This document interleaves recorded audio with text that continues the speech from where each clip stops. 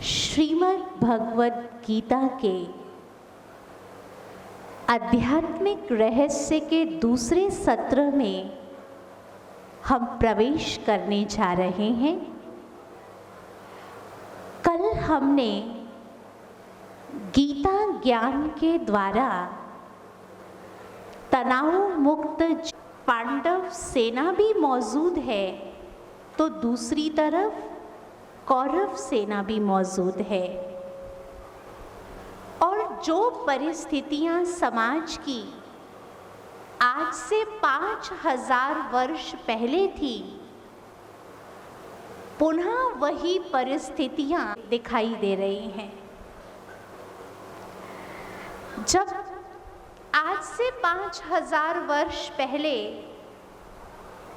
भीष्म पितामह जैसे बाल ब्रह्मचारी होते हुए भी, गुरु द्रोणाचार्य जैसे गुरु होते हुए भी, विदुर जैसे नीतिज्ञ होते हुए भी ये फल पाया, तब भगवान को गीता का ज्ञान देना पड़ा। आज हमारे समाज में फिर से ऐसे पात्र मौजूद हैं और हम देख रहे हैं कि मानव जीवन परिस्थितियों से उलझता जा रहा है। ऐसे समय पर मनुष्य को एक सच्चे मार्गदर्शन की जरूरत है, जिस मार्गदर्शन को प्राप्त करके वो जीवन की हर कठिनाइयों का सामना कर सके। और हम सब तो बहुत सौभाग्यशाली हैं कि इस गुरु पूर्णिमा के अवसर पर हम सबको स्वयं सतगुरु परमात्मा का गीता ज्ञान के माध्यम से मार्गदर्शन प्राप्त हो रहा है। तो आप सब आज उस सतगुरु के दरबार में उपस्थित हैं, इसलिए अपने भाग्य के लिए जोरदार ताली बजाइए, क्योंकि आपने सुना था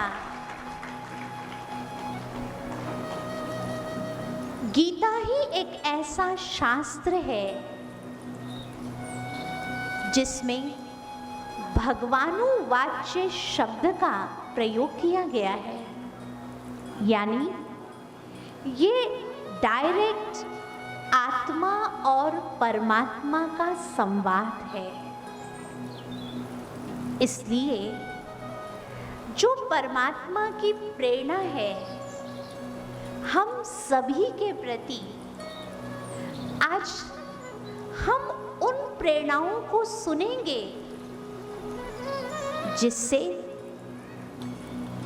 हम अपने संबंधों को भी सहज कर सकें और साथ ही साथ हम नेतृत्व करने की कला सीख सकें। बहुत सुंदर आज का विषय है Gita for self management, Gita का ज्ञान, जहां हमें तनाव मुक्त जीवन जीने की कला सिखाता है। वही गीता ज्ञान हम सभी को मैनेजमेंट भी सिखाता है। आपने कल देखा कि अर्जुन जैसे महान योद्धा का मन जब विषाद से ग्रसित हुआ, तो भगवान ने अर्जुन जैसे महान योद्धा को अवसाद से बाहर निकालने के लिए आत्मज्ञान देना शुरू किया, और भगवान ने अर्जुन को परिस्थिति को स्वीकारना सिखाया। इसलिए हम कहते हैं तनाव मुक्त जीवन जीने का एक बहुत सुंदर फॉर्मूला है, face the situation, fight with the situation and finish the situation. कोई भी परिस्थिति आपके जीवन में है, आप भागिए नहीं, उस परिस्थिति को फेस कीजिए, उस परिस्थिति का सामना कीजिए। आप वॉरियर बनिए। कल भी मैंने आपको कहा था वॉरियर मत बनिए। क्या बनना है? वॉरियर बनना है, योद्धा बनिए और परिस्थिति के साथ फाइट करके उसको फिनिश कर दीजिए। और गीता ज्ञान ने हमें सिखाया, अगर स्वस्थिति शक्तिशाली है तो परिस्थिति हमारा कुछ भी बिगाड़ नहीं सकती। हमें इस बात को बहुत अच्छी तरह से समझ लेना है। जीवन में आने वाली परिस्थितियां बड़ी नहीं है। अगर हमने अपनी स्वस्थिति को श्रेष्ठ बना लिया है तो परिस्थितियां हमारा कुछ भी बिगाड़ नहीं सकती। इसलिए इस गीता ज्ञान के दूसरे अध्याय से हम सबको तनाव मुक्त जीवन जीने का एक सुंदर आयाम मिला। हमें दूसरे अध्याय से आत्मज्ञान की भी प्राप्ति हुई। हमने ये जाना कि हम शरीर नहीं हैं। हम कौन हैं? हम एक अजर, अमर, अविनाशी आत्मा है। क्योंकि भगवान ने देखा कि अर्जुन के मन में जो भय उत्पन्न हो रहा है, उस भय का कारण ही है कि अर्जुन ये चिंता कर रहा है कि वो अगर युद्ध करेगा तो कौरव पक्ष के लोग मारे जाएंगे, और अगर कौरव पक्ष के लोग मारे जाएंगे तो पांडव पक्ष के लोग भी सुरक्षित नहीं रह पाएंगे। इसलिए जिस मृत्यु का भय अर्जुन के मन में है, भगवान ने सबसे पहले उस इनसिक्योरिटी को खत्म किया कि मृत्यु शरीर की होती है, हम शरीर नहीं हैं। हम कौन है? आत्मा है। और हमें इस ज्ञान ने सिखाया कि जिस दिन हम इस संसार में पैदा हुए उसी दिन हमारे मृत्यु की तिथि भी तय हो गई।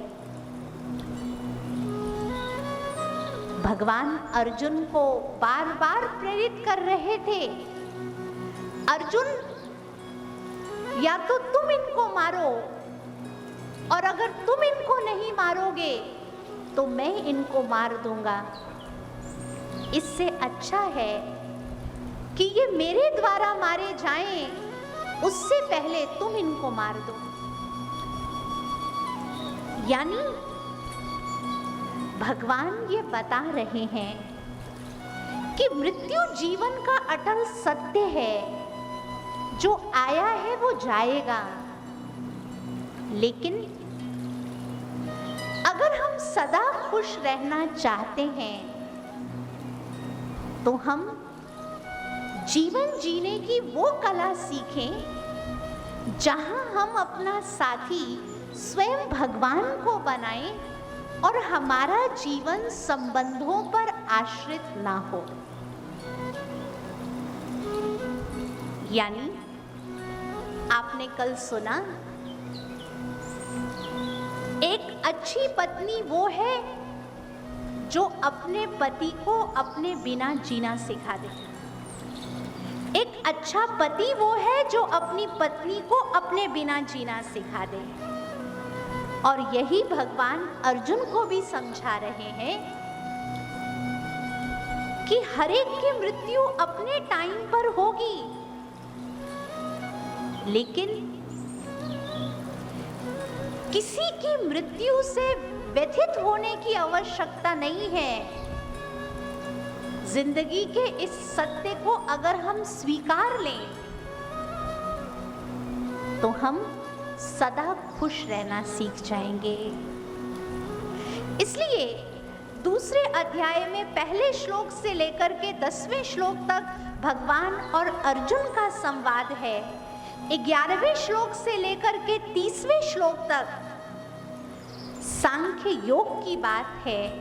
31वें श्लोक से लेकर के 38वें श्लोक तक स्वधर्म अनुसार युद्ध करने की आवश्यकता का निरूपण किया गया है। 39वें श्लोक से लेकर के 52वें श्लोक तक राग द्वेष रहित होकर कर्म करने पर फोकस किया है भगवान ने।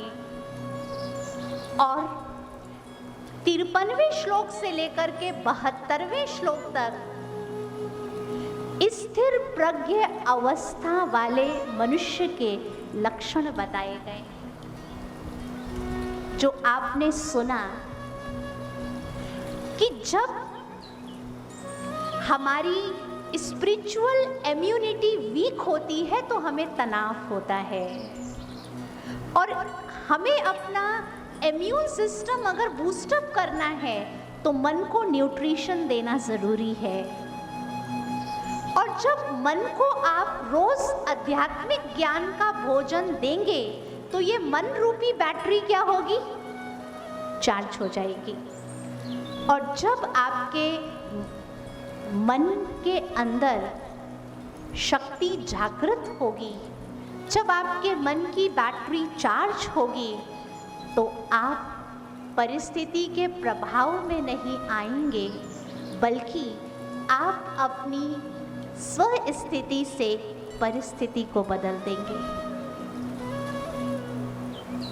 आज हम देखेंगे कि गीता हमें मैनेजमेंट कैसे सिखाती है। आप देखेंगे एक शब्द है मैनेजमेंट। मैनेजमेंट में मैन शब्द जो है वो मैन से पहले है। मैन माना एक सिंगल आदमी, और मैन अर्थात एक संगठन। अगर हम किसी भी संगठन को अच्छे से चलाना चाहते हैं, अगर आप अपने घर को अच्छे से चलाना चाहती हैं, आप अपने परिवार को अच्छे से चलाना चाहते हैं, आप अपने ऑर्गेनाइजेशन को फ्लरिश करना चाहते हैं, तो आपके अंदर मैनेजमेंट स्किल होना चाहिए। और मैनेजमेंट स्किल सीखने के लिए हमें ये समझना होगा कि किसी भी संगठन को वही व्यक्ति मैनेज कर सकता है जिसने अपने आप को नियंत्रित करने की कला सीख ली है। और इंग्लिश में जो मैन है, हिंदी में वो शब्द क्या होता है? मन। जो इंग्लिश में मैन है वो हिंदी में क्या है? मन है। यानी गीता ने हमें सिखाया, अगर हम मन को नियंत्रित करना सीख लें तो हम अपने परिवार को सुचारू रूप से चला सकते हैं, हम अपने कारोबार को सुचारू रूप से चला सकते हैं, और किसी भी संगठन को हम बहुत अच्छी तरह से मैनेज कर सकते हैं। तो सबसे पहले हमें क्या सीखना है? मन को नियंत्रित करने की कला। कहा भी गया है, मन जीते जगत जीत।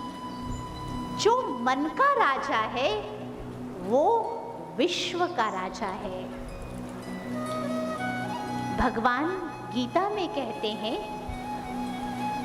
अगर मन सहित इंद्रियां हमारे वश में है तो मनुष्य आत्मा अपना ही मित्र है, और अगर मन सहित इंद्रियां हमारे वश में नहीं है तो मनुष्य आत्मा अपना ही शत्रु है। आपसे मैं सवाल पूछती हूँ, क्या हमारा मन हमारे वश में है? जो समझते हैं हमारा मन हमारे वश में है वो जरा हाथ उठाइए। अच्छा, बहुत लोगों ने हाथ उठाया है। माना आप सबकी स्पिरिचुअल इम्यूनिटी बहुत हाई है, इसलिए आपका मन आपके वश में है। अच्छा, जो समझते हैं कि मन बड़ा चंचल है, मन को वश करना बड़ा मुश्किल है, या मन को वश करना इम्पॉसिबल है, वो जरा हाथ उठाइए। अच्छा, कुछ लोग दोनों में हाथ उठा रहे हैं। अपने भीतर झांकिए, क्या आप मन का मालिक बनकर मन को चला रहे हैं, या मन आपका मालिक बनकर आपको चला रहा है?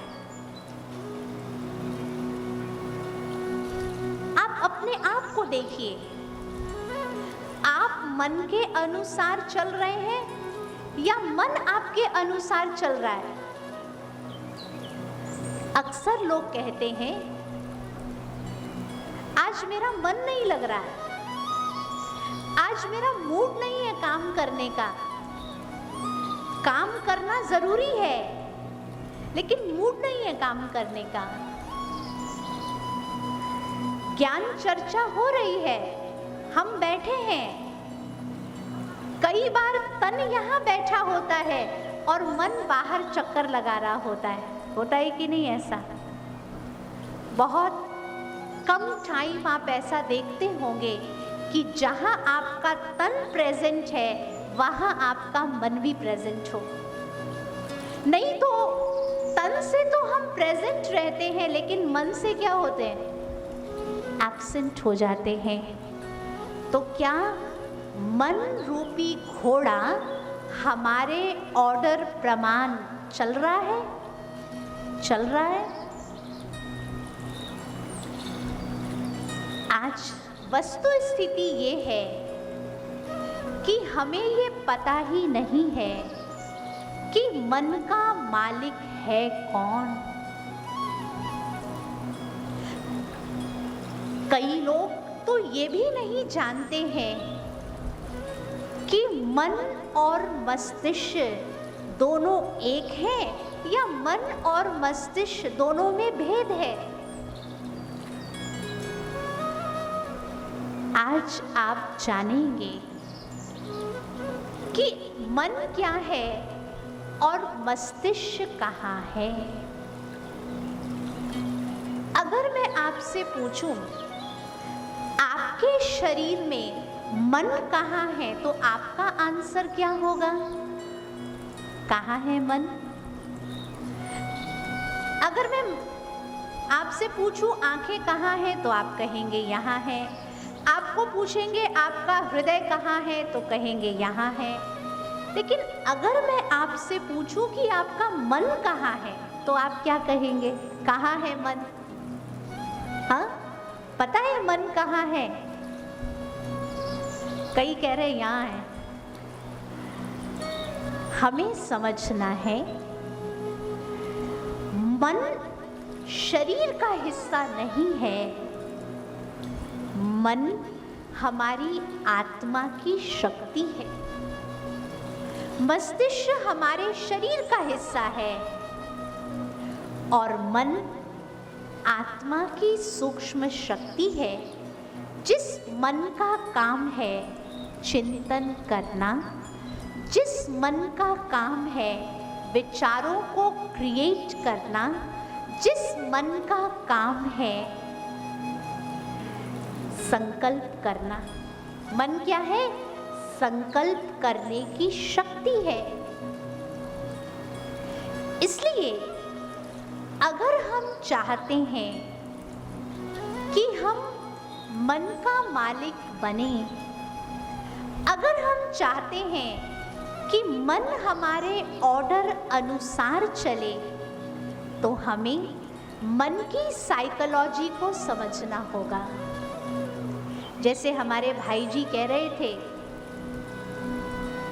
कि मैंने ये स्लोगन पढ़ा हमारे दिल्ली के ओम शांति रिट्रीट सेंटर में कि मन को सुमन बनाना है। गीता ज्ञान यही सिखाता है, मन का ना अमन किया जा सकता है, ना मन का दमन किया जा सकता है। क्या किया जा सकता है? मन को सुमन बनाया जा सकता है। हम चाहें कि हमारा मन कुछ नहीं सोचे, ये पॉसिबल नहीं है। और अगर हम चाहें कि जो विचारों की गति चल रही है उसको हम ब्रेक लगा दें, तो थोड़ी देर के लिए ब्रेक लगेगा, लेकिन जैसे ही वो ब्रेक हटेगा संकल्पों की सुनामी पैदा हो जाएगी। इसलिए मन को ना अमन किया जा सकता, ना मन को दमन किया जा सकता। क्या किया जा सकता है? मन को सुमन बनाया जा सकता है। अब अर्जुन का भगवान से प्रश्न है कि ये मन इतनी चंचलता क्यों करता है? हम सब कहते ना मन बहुत चंचल है, तो मन की चंचलता का कारण क्या है? भगवान कहते हैं, हे अर्जुन, मन की चंचलता का कारण है विषयों का चिंतन। विषयों का चिंतन करने से वासना पैदा होती है। अगर मनुष्य के अंदर उत्पन्न होने वाली इच्छाएं पूरी नहीं हुई, वासना की पूर्ति न होने पर क्रोध पैदा होता है। अगर इच्छा पूरी नहीं हुई तो क्या होता है? क्रोध आता है या नहीं आता है? और अगर मनुष्य की इच्छा पूरी हो गई तो क्या होता? लोभ आता है।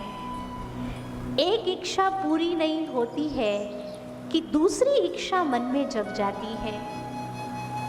तो विषयों का चिंतन करने से वासना पैदा होती है। वासनाओं की पूर्ति न होने से क्रोध पैदा होता, क्रोध से अविवेक उत्पन्न होता है। तदोपरांत योग पारायण बुद्धि नष्ट हो जाती है। इसलिए भगवान कहते हैं, अर्जुन तू मेरा चिंतन कर। मन क्यों चंचलता करता है? क्योंकि हम संसार का चिंतन ज्यादा करते हैं और स्वयं का चिंतन, परमात्मा चिंतन, आत्मचिंतन, ये चिंतन हम बहुत कम करते हैं। लेकिन अगर मन की चंचलता को समाप्त करना है तो हमें मन रूपी घोड़े की दिशा को बदलना होगा। मैं आपको एक कहानी सुनाती हूँ जिससे आपको ये बात और सहज समझ में आ जाएगी। एक बार एक व्यापारी था और वो अपने साथ एक हिस्ट पुष्ट घोड़े को लेकर के एक राज्य से गुजर रहा था।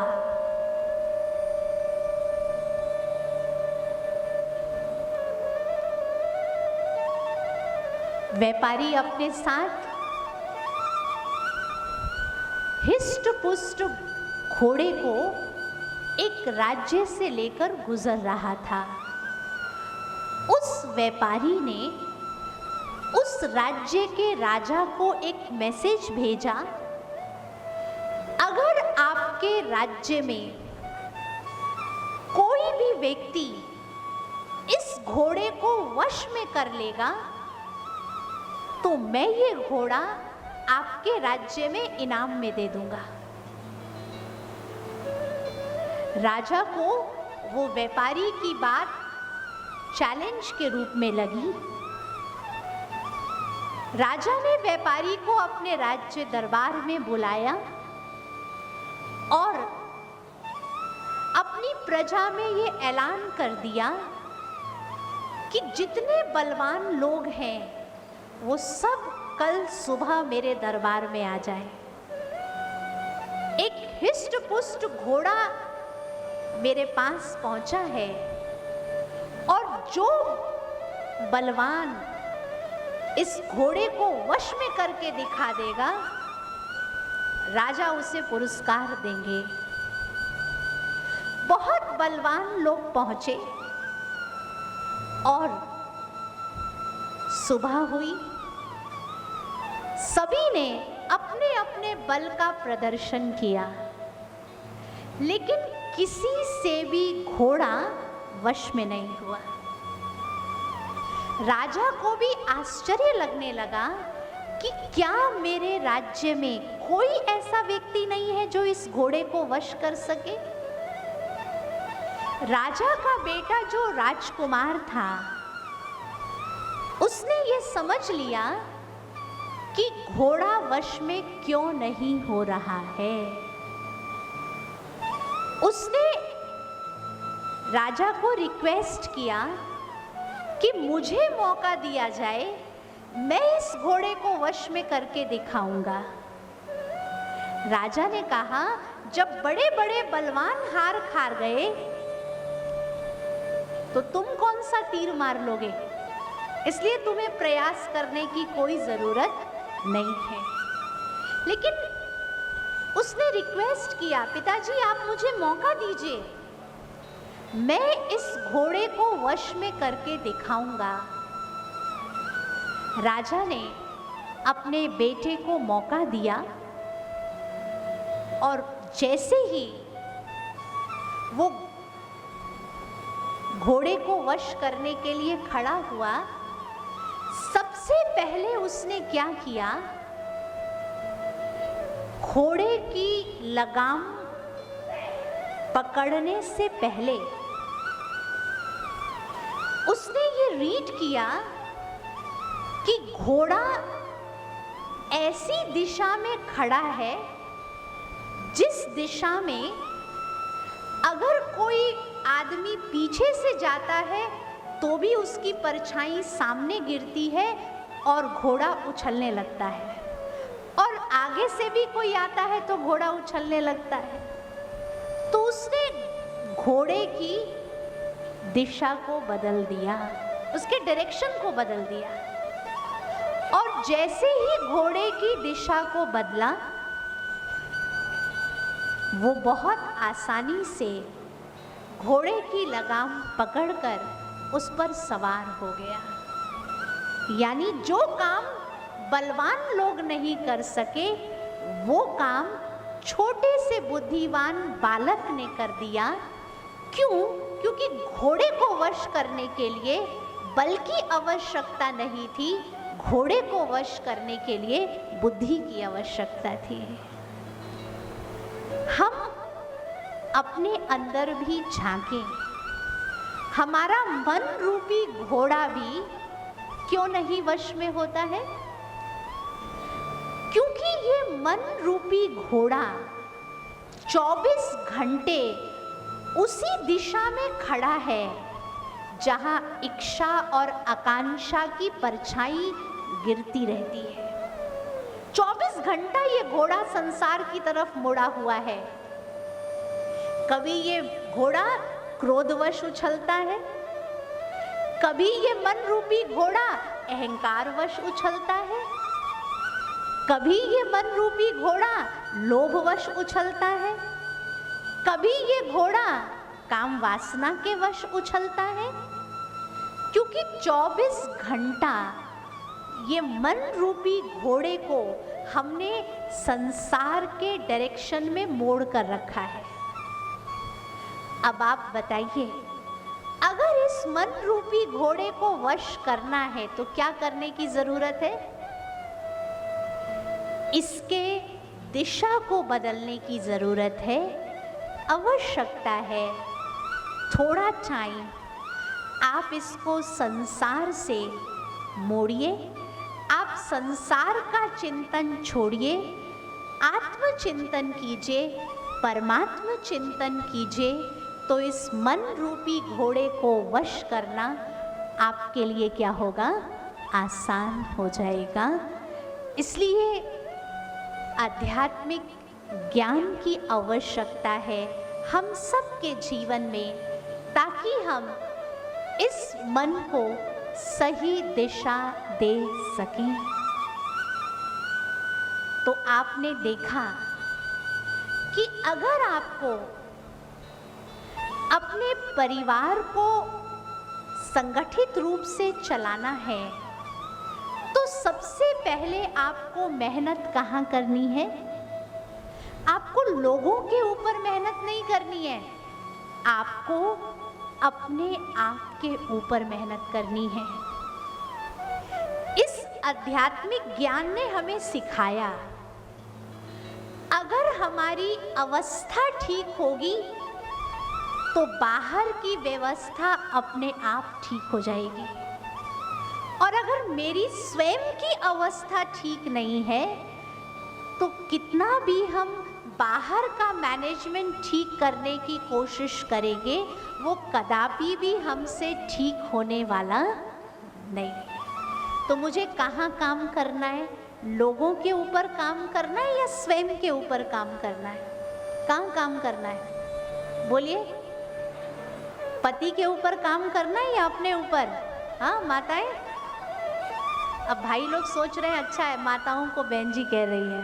हाँ, ये फॉर्मूला सबको अपने ऊपर लागू करना है, क्योंकि आज हर व्यक्ति दूसरों को बदलने की कोशिश कर रहा है। हम क्या सोचते हैं? मैं राइट हूं, परिवर्तन कहाँ चाहिए? सामने वाले में चाहिए। लेकिन अगर मुझे अपने परिवार को सशक्त करना है तो मुझे अपने आप को बदलना सीखना होगा। हमारे संस्था की मुख्य प्रशासिका दादी प्रकाश मणि जी थी, वो हमेशा सिखाया करती थी कि परिवार में प्रेम तभी होगा या आपस में हार्मनी तभी होगी जब आप एक कला सीख लेंगे। पता है वो कौन सी कला? दादी जी कहते थे, अगर आप हार मानना सीख गए तो हारमनी सहज हो जाएगी। क्या सीखना है? क्या सीखना है? हार मानना। कल हमने क्या बताया था? अगर आपकी लड़ाई अपनों के साथ है तो हारना जरूरी है, और अगर लड़ाई अपने आप के साथ है तो जीतना जरूरी है। तो अगर परिवार में चाहते हैं प्रेम हो तो हम सब ये देखें, कोई भी बात अगर हमारे सामने आ रही है हम झुक जाएं, हम अपने आप को मोल्ड करना सीख लें। ये मैनेजमेंट स्किल है। भगवान कहते हैं, जिसने अपने आप को मोल्ड करना सीख लिया वो आत्मा रियल गोल्ड है। तो जरूरत क्या है? हम अपने आप को मोल्ड करें, अपना परिवर्तन करें, अपना इंटरनल सिस्टम हम बूस्टअप करें। अब इसके पश्चात जहां हमने मन की साइकोलॉजी को समझा कि मन चिंतन करने की शक्ति है, आपके सारे दिन की दिनचर्या में कोई ऐसा टाइम नहीं होता है जब आपका मन कुछ नहीं सोचता है कोई ऐसा टाइम? 24 घंटे ये मन रूपी फैक्ट्री में संकल्पों का प्रोडक्शन जारी है कि नहीं? 24 घंटे ये फैक्ट्री काम कर रही है। लेकिन आप ध्यान रखें, किसी भी फैक्ट्री में जो प्रोडक्ट बन रहा है, जो सामान बन रहा है, अगर उसका रॉ मटेरियल अच्छा नहीं है तो प्रोडक्ट अच्छा होगा? बोलिए हाँ? अगर उस प्रोडक्ट का रॉ मटेरियल अच्छा नहीं है तो वो प्रोडक्ट कभी भी अच्छा नहीं हो सकता। ऐसे ही इस मन रूपी फैक्ट्री में अगर आप अच्छा इनपुट नहीं डालेंगे तो आउटपुट भी अच्छा नहीं होगा। इसलिए ज़रूरत है कि आप अपने अंदर अच्छे विचारों का बीज डालिए। अगर आप अपने अंदर अच्छे विचारों का बीज डालेंगे तो आप देखेंगे कि आपका चिंतन अपने आप अच्छा होना शुरू हो जाएगा। इसके लिए एक चीज ध्यान रखिए, सुबह का जो टाइम होता है उसका आप बहुत अच्छे से अच्छा उपयोग कीजिए। सुबह 4 बजे से लेके 8 बजे तक आपका मन एक ब्लॉटिंग पेपर की तरह काम करता है। जो संकल्प सुबह आप अपने मन में डालेंगे उसका प्रभाव सारा दिन आपके मन के ऊपर रहेगा। इसलिए सुबह सुबह अपने मन को श्रेष्ठ संकल्पों की खुराक दीजिए। कल मैंने आपको एक होमवर्क दिया था कि आज सुबह जब आप उठेंगे तो आपको मोबाइल चेक नहीं करना है, आपको न्यूज़पेपर नहीं पढ़ना है, न्यूज़ चैनल नहीं देखना है। अच्छे विचारों से आपको आज के दिनचर्या की शुरुआत करनी थी। किसने किसने ऐसा किया? ज़रा हाथ उठाइए। अच्छा, मेजॉरिटी लोगों ने किया। जिन लोगों ने भी किया उनके लिए जोरदार ताली बजा दीजिए। और जिन्होंने नहीं किया वो कल से अटेंशन देंगे कि हम जीवन का ये नियम बना लें कि हर सुबह की शुरुआत हम कैसे करेंगे? श्रेष्ठ संकल्पों के साथ करेंगे। इसलिए अगर आप अपने परिवार का मैनेजमेंट अच्छे से करना चाहते हैं, आप अपने बिजनेस को अच्छे से मैनेज करना चाहते हैं, आप अपने ऑफिस को अच्छे से मैनेज करना चाहते हैं, आप अपने बच्चों को अच्छा बनाना चाहते हैं, तो आप सबसे पहले ये सीखिए, हमें दिल और दिमाग का बैलेंस रखना बहुत ज़रूरी है। क्या ज़रूरी है? दिल और दिमाग का बैलेंस।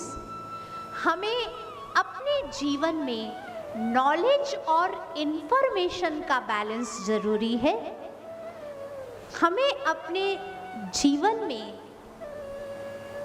विल पावर, हमारा मनोबल और हमारी जो कार्यशैली है इन दोनों का भी बैलेंस रखना बहुत जरूरी है। कहते हैं एक बार दिल और दिमाग आपस में झगड़ा कर रहे थे। दिल की बात कुछ और थी और दिमाग की बात कुछ और थी। बीच में हाथ ने इंटरफेयर किया। हाथ ने कहा, दिल तो कुछ और कहता है, दिमाग तो कुछ और कहता है, मैं मानूं तो किसकी मानूं? दिल की बातें कुछ और है और दिमाग की बातें कुछ और है। तो हाथों ने कहा, अगर तुम दोनों डिसीजन नहीं ले पा रहे हो तो मैं एक राय देती हूं। हाथों ने क्या राय दिया? दिल को कहा, तुम थोड़ा ऊपर उठो, और दिमाग को कहा, तुम थोड़ा नीचे झुको। दिल को क्या कहा? थोड़ा विशाल हो जाओ, और दिमाग को कहा, थोड़ा अपने अहंकार को कम करो। जब दिल ऊपर उठेगा और दिमाग नीचे जाएगा तो दोनों के बीच क्या होगा? बैलेंस हो जाएगा। तो हाथों को काम करना इजी होगा। तो हम भी जीवन जीने की ये कला सीखें, दिल और दिमाग का बैलेंस रखें। इसलिए आप देखिए, जब भगवान अर्जुन को युद्ध करने की प्रेरणा दे रहे हैं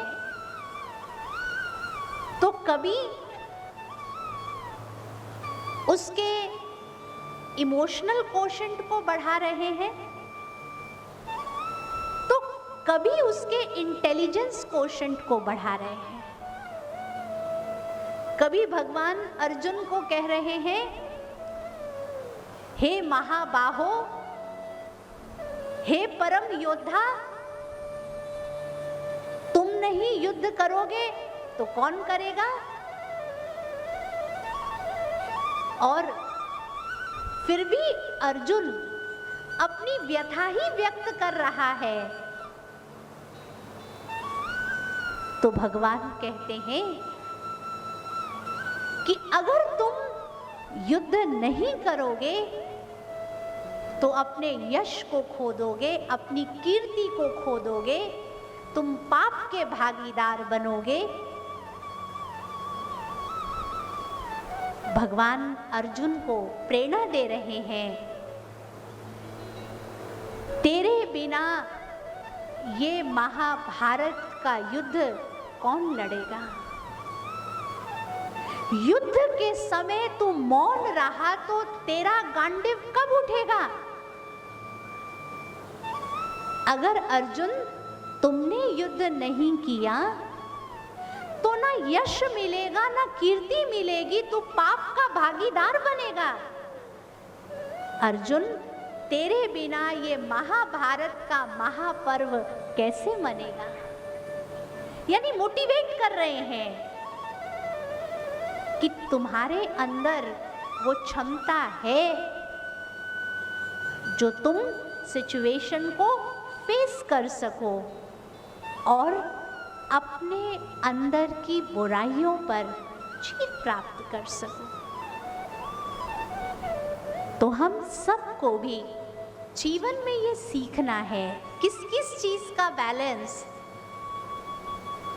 तो दिल दिमाग का बैलेंस, लव और लॉ का बैलेंस, नॉलेज और इंफॉर्मेशन का बैलेंस, और साथ ही साथ विल पावर और वर्क स्किल का बैलेंस।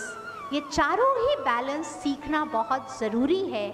तभी हमारे परिवार में सुख शांति आ सकती है, तभी हमारा व्यापार विकसित हो सकता है, और तभी किसी ऑर्गेनाइजेशन को हम ऊंचाई तक ले जा सकते हैं। अब हमें गीता सिखाती है कि अगर हम जीवन में आगे बढ़ना चाहते हैं तो हम अपने काम पर और अपने लक्ष्य पर फोकस्ड हो जाएं।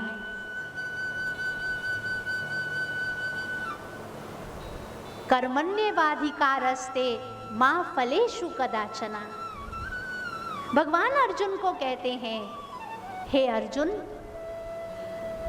तुम कर्म करते चलो, लेकिन कर्म फल की चिंता ना करो। Focus on the goal. हमें अपने काम पर फोकस होने की जरूरत है। और जीवन में अगर हम निरंतर गतिशील हैं, निरंतर कार्यरत हैं, तो सफलता हमारे चरण चूमेगी। इसलिए हमेशा अपने काम पर फोकस्ड रहिए। आज देखिए, दुनिया में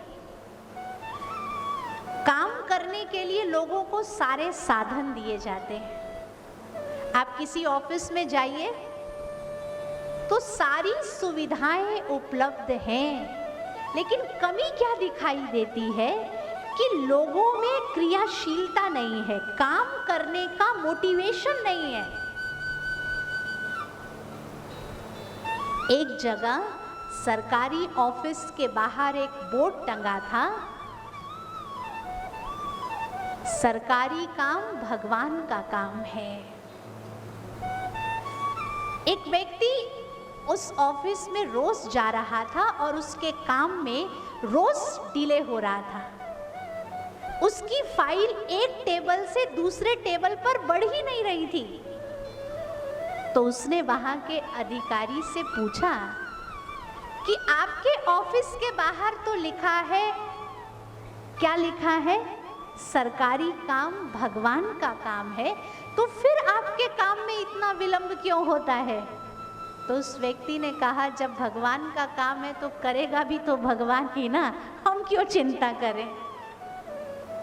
यानी हमारे अंदर कार्य के प्रति जो समर्पणमयता होनी चाहिए, आज वो खत्म हो रही है। परिवार में भी आप देखिए,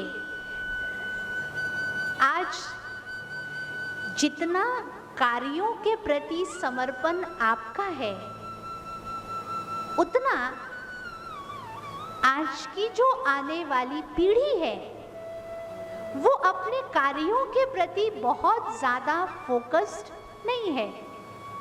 वो कई फाइलों को एक साथ खोल देते हैं। लेकिन गीता का ज्ञान हमें सिखाता है कि हम हमेशा अपने जीवन की एक फाइल को एक बार में खोलें, उसको क्लोज करें, फिर दूसरी फाइल खोलें। क्रियाशीलता का होना बहुत जरूरी है। अपने कर्म के ऊपर ध्यान देना जरूरी है। आप बीती बातों का चिंतन मत कीजिए, भविष्य की चिंता मत कीजिए। आप वर्तमान में रहना सीख जाइए, तो आप देखिए जो वर्तमान में आपको कार्य मिला है, अगर आप उसको अच्छे से कर रहे हैं तो आपका भविष्य अपने आप अच्छा होगा। आज व्यक्ति क्या करता है, या तो पास्ट की बातें ज्यादा सोचता है या तो फ्यूचर की बातें ज्यादा सोचता है। भविष्य की बहुत चिंता है उसे। लेकिन गीता का ज्ञान हमें सिखाता है कि हम वर्तमान में जीना सीखें। प्रेजेंट जो शब्द है, मैं हमेशा कहती हूं, ये शब्द 3 पार्ट हमें पढ़ाता है। एक प्रेजेंट का अर्थ होता है वर्तमान, एक प्रेजेंट का अर्थ होता है उपस्थित होना, और एक प्रेजेंट का अर्थ होता है किसी को गिफ्ट देना। भगवान ने सिखाया, जहां आपका तन उपस्थित है वहां आपका मन भी उपस्थित रहे। जरा माताएं देखिएगा, अभी आप यहाँ बैठी हैं तो मन भी यहाँ है कि मन घर पे है? कि सोच रही हैं जल्दी पूरा हो प्रवचन तो हम जाएं अपने घर। नहीं, तन यहाँ प्रेजेंट है, उपस्थित है, तो मन भी क्या होना चाहिए? यही उपस्थित होना चाहिए। और आप जीवन में जिससे भी मिलिए, आप उसे कोई ना कोई प्रेजेंट, कोई ना कोई सौगात ज़रूर दीजिए। अब आप कहेंगे इतना महंगाई का ज़माना है, हम रोज़ कहाँ से सौगात खरीदेंगे?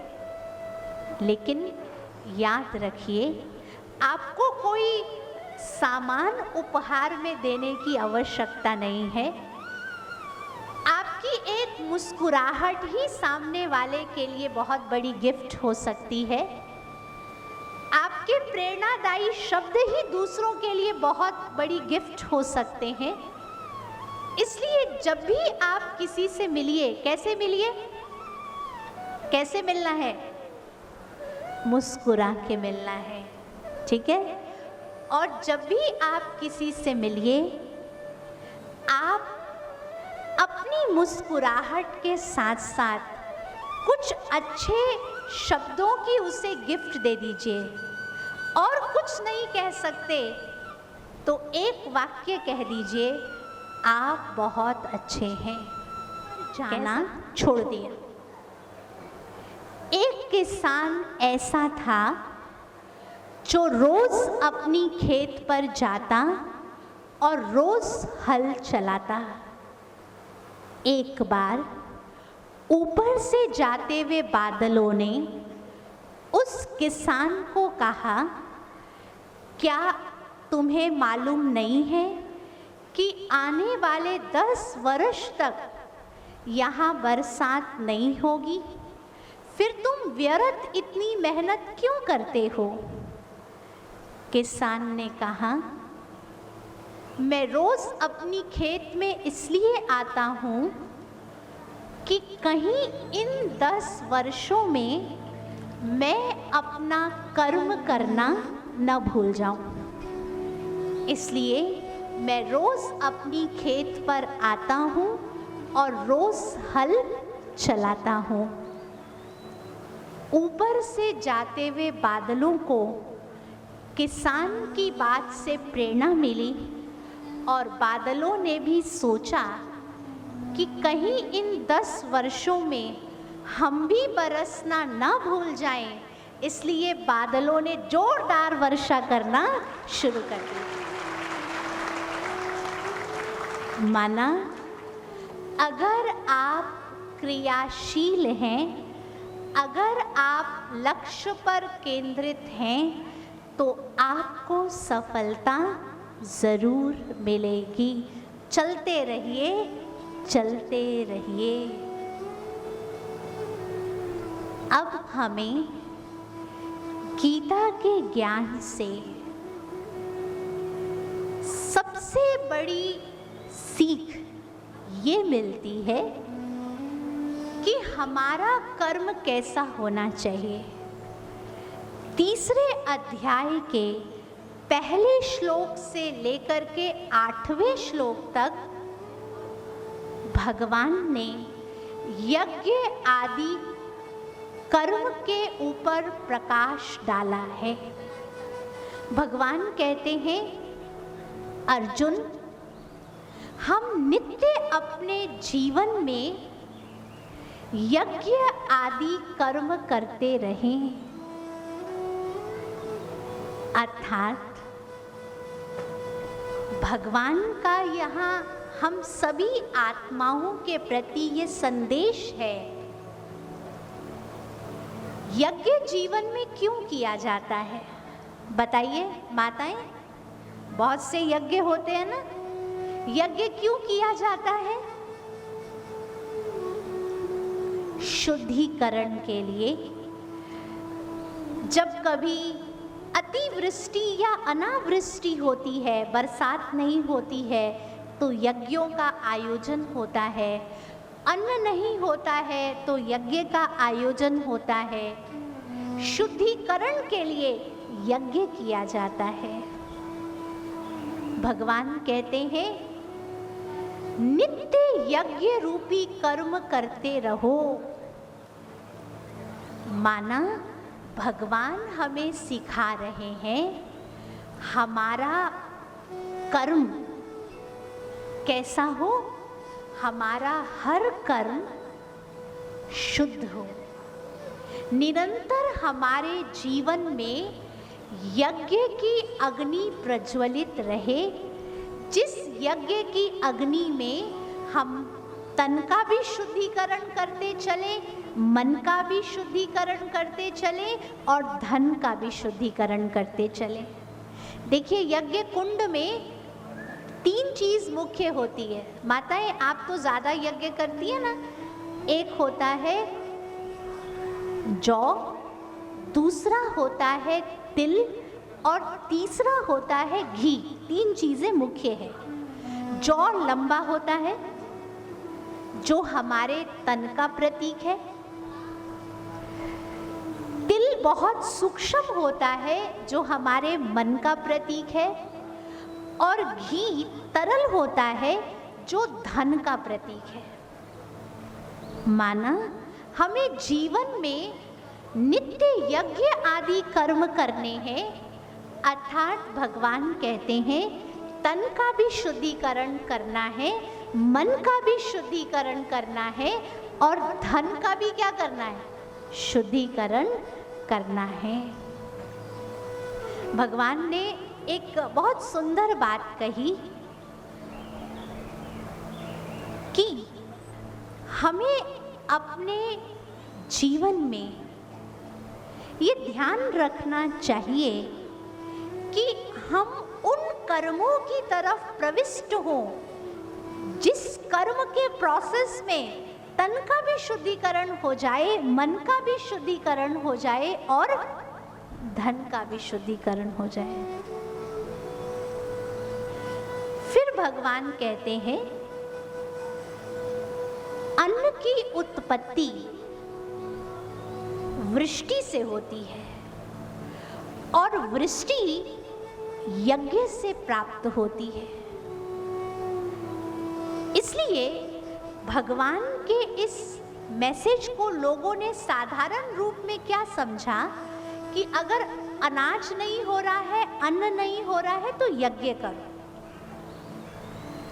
भगवान समझा रहे हैं एक स्थूल अन्न जो तन के लिए आवश्यक है और दूसरा आत्मा को जो ज्ञान रूपी भोजन चाहिए। ये ज्ञान रूपी भोजन कब प्राप्त होता है तो वृष्टि से प्राप्त होता है। वृष्टि माना आशीर्वाद। और वृष्टि कैसे प्राप्त होती है तो यज्ञ आदि कर्मों से। जितना हम शुद्ध कर्म करते हैं हमें वृष्टि प्राप्त होती है और उस वृष्टि से ही आत्मा को ज्ञान रूपी भोजन प्राप्त होता है। इसलिए हमने कल भी कहा था जब मनुष्य आत्मा के जन्म जन्मांतर के पुण्यों का उदय होता है तब उसे ज्ञान रूपी भोजन श्रवण करने का मौका मिलता है। तो हम सब अनुभव कर रहे हैं कि हम सबको भगवान की प्रेरणा है कि हम जीवन में नित्य यज्ञ आदि कर्म करें। फिर भगवान कहते हैं यज्ञ आदि कर्म करने से देवता उन्नत होंगे। देवता उन्नत होंगे माना जब आप नित्य शुद्धिकरण का प्रोसेस शुरू कर देंगे तो आपके अंदर जो देवताई गुण है वो उत्पन्न होना शुरू हो जाएगा। देखिए, आपके अंदर आसुरी गुण भी विद्यमान है और आपके अंदर दैवी गुण भी विद्यमान है। लेकिन वो दैवी गुण कब उन्नति को प्राप्त करेगा जब आप नित्य यज्ञ आदि कर्म करेंगे। अर्थात अगर आप नित्य अपने जीवन में शुद्धिकरण के प्रोसेस से गुजरेंगे तो आपके देवताई संस्कार जागृत हो जाएंगे। फिर भगवान कहते हैं कल्प के आरंभ में प्रजापिता ब्रह्मा द्वारा भगवान यज्ञ रचते हैं, जिस यज्ञ द्वारा देवता उन्नत होते हैं। इसलिए अर्जुन, तुम यज्ञ आदि कर्मों पर ध्यान दो। यानी भगवान स्पष्ट कर रहे हैं कि जब कल्प का आरंभ होता है तो प्रजापिता ब्रह्मा के द्वारा भगवान यज्ञ रचते हैं और उस यज्ञ में मनुष्य आत्माओं को ये प्रेरणा देते हैं कि अगर तुम्हें अपना आंतरिक शुद्धिकरण करना है तो तिल जौ की आहुति तो तुम जन्म जन्मांतर देते आए, अब तुम्हारे अंदर जो विकार हैं, काम, क्रोध, लोभ, मोह, अहंकार, इन विकारों की आहुति दो, तब आत्मा का शुद्धिकरण होगा। राइट? ये बात राइट लगती है कि आत्मा शुद्ध कैसे होगी? जब तक हमारे अंदर जो विकार हैं उसको हम स्वाहा नहीं करेंगे, तब तक हमारी आत्मा का शुद्धिकरण नहीं हो सकता। देखिए, आप तो गंगा के बहुत नजदीक हैं। एक वो गंगा है जिसके तट पर आप स्नान करने जाते हैं। वो गंगा हमारा बाह्य शुद्धिकरण करती है, लेकिन ज्ञान की गंगा हमारे मन का शुद्धिकरण करती है। और आप तो भाग्यशाली है कि आप तो गंगा तट के बहुत नज़दीक हैं, तो वो गंगा भी आपके समक्ष है और ज्ञान गंगा भी आपके बीच प्रवाहित हो रही है। तो इससे बड़ा भाग्य आपका क्या होगा? देखिए, उस गंगा में जब डुबकी लगाने लोग जाते हैं ना, तो वहाँ कुछ इंस्ट्रक्शन लिखा होता है। ज़्यादा गहरा जाएंगे तो डूबने की संभावना है, इसलिए किनारे पर ही स्नान कीजिए, ये सरकार इंस्ट्रक्शन लिखकर रखती है। उस गंगा में किनारे पर आपकी सुरक्षा है, लेकिन ज्ञान की गंगा में जब तक आप डूबेंगे नहीं, तब तक आप ज्ञान रूपी मोती प्राप्त करेंगे नहीं। तो यहाँ डूबना जरूरी है। अगर कुछ पाना है तो क्या करना होगा? डुबकी लगाना होगा, तभी आप जीवन में अनुभव रूपी रतन प्राप्त कर सकेंगे। इसके पश्चात गीता ज्ञान के माध्यम से तीसरे अध्याय में भगवान ने अर्जुन को ये स्पष्ट किया कि कौरव तुम्हारे वैरी नहीं है। तुम्हारे वैरी कौन है? काम और क्रोध तुम्हारे वैरी है। भगवान कहते हैं कामेषु क्रोधेषु रजोगुण समुद्भव। अर्थात भगवान ये कह रहे हैं कि काम और क्रोध जो रजोगुण से उत्पन्न है, यही तुम्हारे महावैरी हैं। इसलिए तुम इन पर जीत प्राप्त करो। पूरी गीता में क्या किसी भी श्लोक में भगवान ने कहा कि तुम कौरवों पर जीत प्राप्त करो? पूरी गीता में भगवान यही कह रहे हैं कि अर्जुन, ये विकार तुम्हारे महावैरी हैं, तुम इन पर जीत प्राप्त करो। और इसी क्रम में भगवान ने स्पष्ट किया था कि क्रोध से क्या क्या नुकसान है, काम वासना से व्यक्ति जब लिप्त हो जाता है तो उसके जीवन में किस प्रकार से हानि होती है, ये भगवान ने समझाने की कोशिश की। इसलिए हम सबको गीता ज्ञान से ये प्रेरणा मिलती है कि हम इंद्रिय जीत बने, और मैनेजमेंट भी हमें तभी सुचारू रूप से चलाना आएगा जब हम टीम को चलाना सीखेंगे। देखिए, परिवार भी एक टीम है, व्यापार में भी जो आपके साथ काम कर रहे हैं वो एक टीम है, ऑफिस में भी जो आपके साथ लोग काम कर रहे हैं वो एक टीम है। तो अगर आपको किसी भी टीम को चलाना सीखना है तो सबसे पहले हमारी अपनी टीम बहुत स्ट्रांग होनी चाहिए। हमारे अंदर भी एक टीम है, वो है हमारी इंद्रियां। और भगवान कहते हैं कि वही व्यक्ति जितेंद्रिय है जिसने मन सहित अपनी इंद्रियों को क्या किया है, वश में कर लिया है।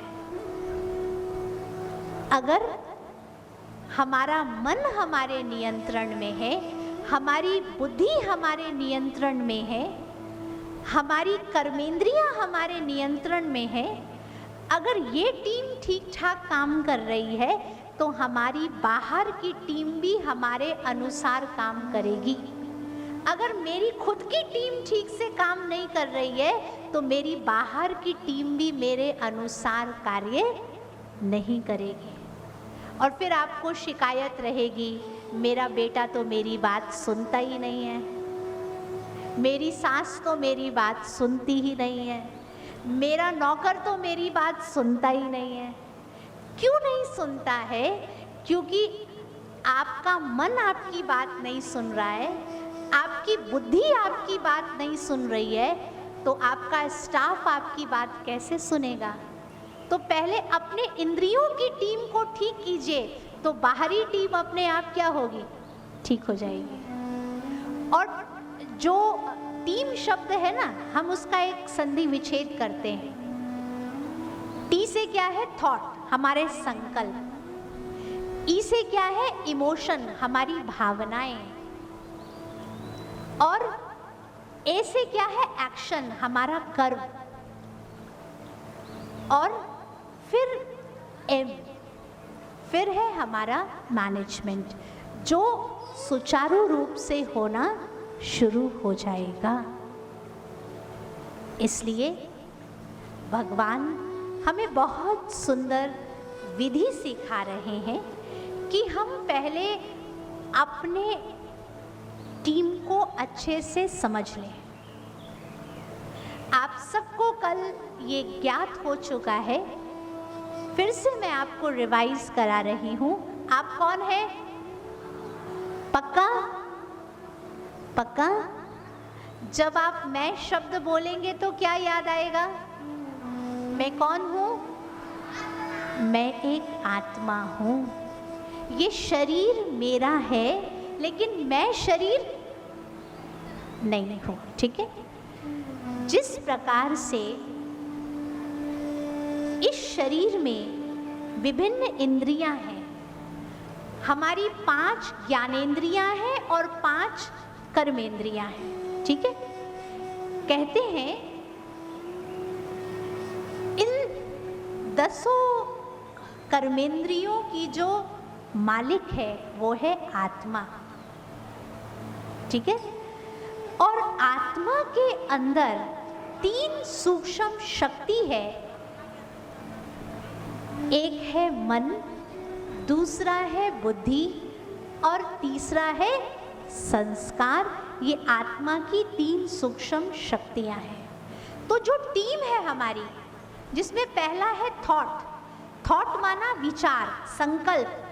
तो सबसे पहले हमारा अपने मन के विचारों के ऊपर नियंत्रण चाहिए। हमारी दादी जी, जैसे हमने कहा ना कि हमारी मुख्य प्रशासिका दादी प्रकाशमणि जी ने सिखाया हारमोनी कैसे होगी। ऐसे ही दादी प्रकाशमणि जी के बाद जो हमारे संस्था की मुख्य प्रशासिका हुई वो हुई दादी जानकी जी।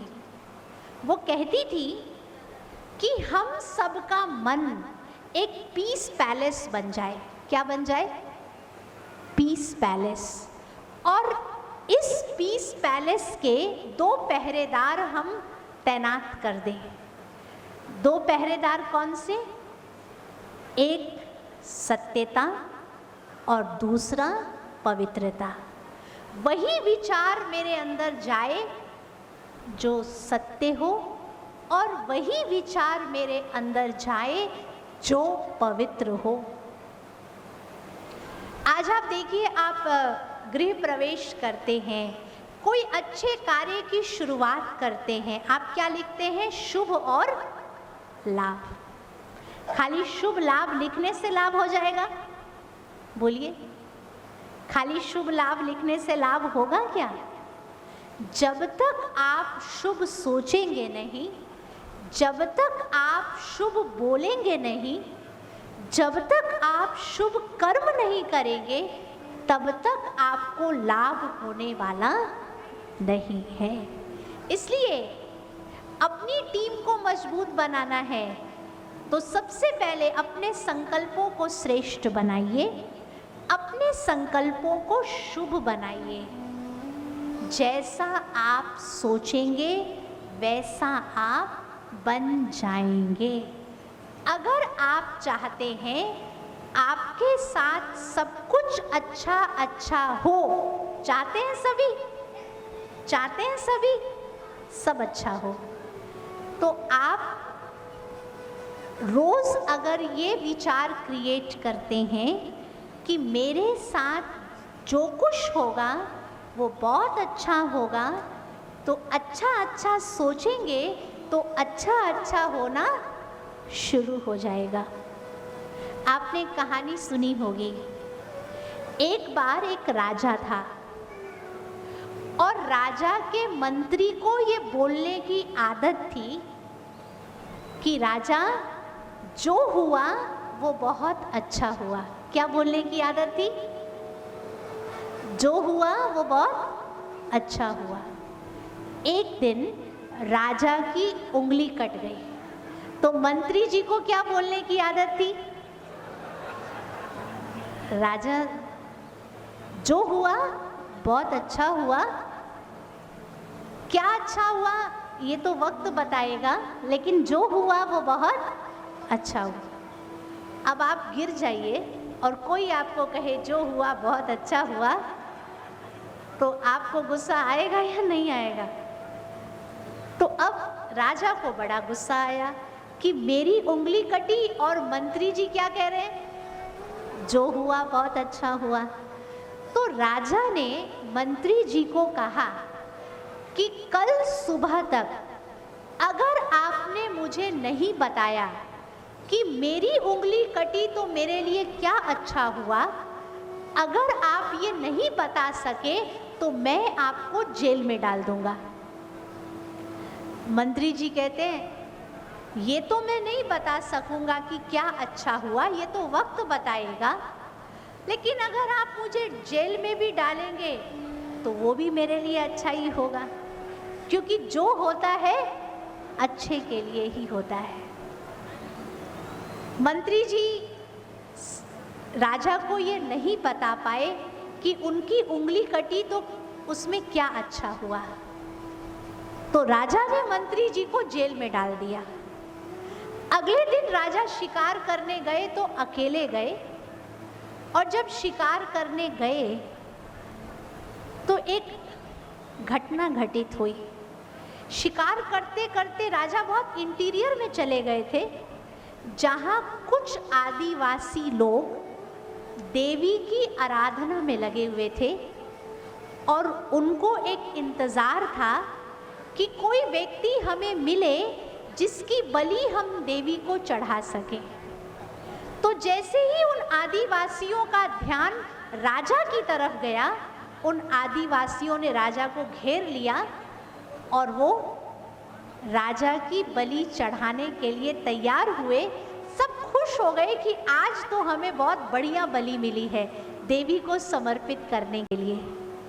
लेकिन जैसे ही वो राजा की बलि चढ़ाने वाले थे, सबका ध्यान कहाँ गया? राजा की कटी हुई उंगली के ऊपर। तो उन आदिवासियों ने कहा, ये तो खंडित बलि है, ये तो देवी को स्वीकार नहीं कराई जा सकती, इसलिए राजा को छोड़ दिया जाए। कहाँ राजा की बलि चढ़ रही थी और कहाँ कटी हुई उंगली ने राजा के प्राण बचा दिए। राजा को बहुत राहत भरी नई जिंदगी मिली। राजा ने सोचा, मंत्री जी ठीक कहा करते थे कि जो होता है अच्छे के लिए होता है। अगर आज मेरी उंगली नहीं कटती तो मेरे प्राणों की बलि चढ़ जाती। अब राजा सोचने लगे कि मेरी उंगली कटी तो मेरे प्राण बचे, मंत्री जी जेल में रहे, इसमें मंत्री जी के लिए क्या अच्छा हुआ। राजा पहुंचे राज दरबार में, अपने सिपाहियों को कहा फौरन मंत्री जी को जेल से बाहर लाया जाए। और राजा ने बहुत धन्यवाद किया मंत्री जी को, कहा आपकी शिक्षा मेरे आज प्राणों को बचाने वाला बन गई। मुझे आज महसूस हो रहा है कि आप ठीक कहा कहते, जो होता है अच्छे के लिए होता है। लेकिन मंत्री जी ये बताइए, आप जेल में रहे इसमें क्या अच्छा हुआ? तो मंत्री जी कहते, राजा जब भी आप शिकार पर जाते थे तो अकेले नहीं जाते थे, मुझे साथ लेके जाते थे। अगर आज मैं आपके साथ होता तो आपकी उंगली कटी थी, आपके प्राण बच गए, और मैं आपके साथ होता तो मेरे प्राणों की बलि तो चढ़ ही जाती। इसलिए मैं जेल में रहा, इसमें भी क्या हुआ? मेरे लिए अच्छा ही हुआ। इसलिए हमेशा जीवन में शुभ सोचिए। शुभ सोचेंगे तो सब कुछ क्या होगा? शुभ शुभ होगा। खाली घर के बाहर मत लिखिए, लेकिन जीवन में भी इस फॉर्मूला को अप्लाई कीजिए। अपनी टीम को मजबूत कीजिए और अपने विचारों को सशक्त कीजिए। दूसरा, इमोशन, आपकी भावनाएं भी बहुत अच्छी हो। अगर आप सबके लिए शुभ भावना रखते हैं तो आप देखेंगे कि आपकी शुभ भावनाएं लोगों के मन को चेंज कर देगी। जो लोग आपके शब्दों से नहीं बदलते, वो लोग आपकी भावनाओं से बदल जाएंगे। इसलिए अगर आप किसी को बदलना चाहते हैं तो बोलना कम कर दीजिए, आप उसके लिए अच्छी भावना रखना शुरू कर दीजिए। आप उसको ये स्टेटमेंट देना छोड़ दीजिए कि ये तो बदलता ही नहीं है। आप विश्वास रखिए तो वो ज़रूर एक ना एक दिन बदलेंगे। आपकी शुभ भावनाएं इतनी शक्तिशाली हैं कि वो किसी के हृदय को पिघालने की क्षमता रखती हैं। इसलिए कभी भी अपने अंदर से शुभ भावनाओं का प्रेषण कम मत कीजिए, ठीक है? अगर आपकी भावना अच्छी है तो ज़रूर आपको एक ना एक दिन रिजल्ट मिलेगा। तीसरा क्या? एटीट्यूड, आपका नज़रिया। कल भी हमने कहा था ना, नज़र देखने के लिए बहुत सारे डॉक्टर हैं, नज़रिया बदलने वाला एक ही डॉक्टर है, वो है बाबा वैद्यनाथ। तो जब तक आप अपना नज़रिया नहीं बदलेंगे, तब तक आपका संगठन मजबूत नहीं हो सकता। आप देखिए, गीता ज्ञान ने हमको सिखाया हर इंसान के अंदर विशेषताएं भी हैं तो कमियां भी हैं। हमारा ध्यान किधर जाता है? विशेषता की तरफ जाता है या कमियों की तरफ जाता है? बताइए।